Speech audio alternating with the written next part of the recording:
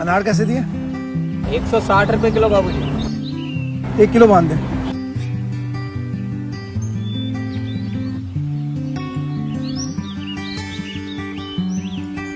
मीठे तो होंगे ना?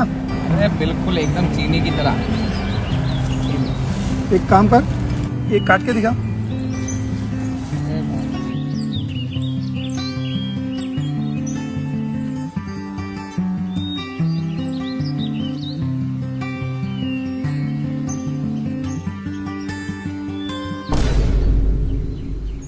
अरे यार एकदम खट्टा है।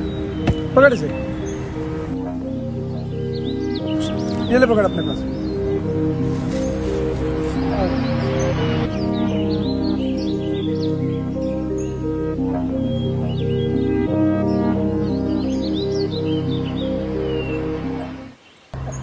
मजा ही आ गया था, मैं कह रहा हूँ कल। अनार कैसे दिए? 140 रुपए किलो बाबूजी। 1 किलो डाल दे। अभी देता बाबूजी। सुन, मीठे तो होंगे ना? अरे एकदम चीनी की तरह बाबूजी। ओ यार रहने दे यार, कल वाले भी बिल्कुल खट्टे थे। अरे बाबूजी कल का माल कब का अब तू एक काम कर, एक काट के दे। अरे बाबूजी आप भी हम पर शक कर रहे हैं, जब कह दिया मीठा है तो है। ये लो बाबूजी।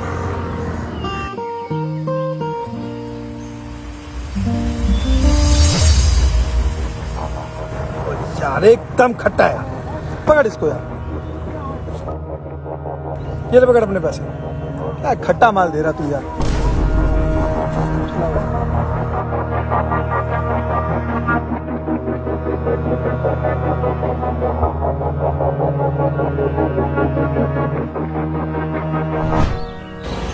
समझ में नहीं आता यार तेरा।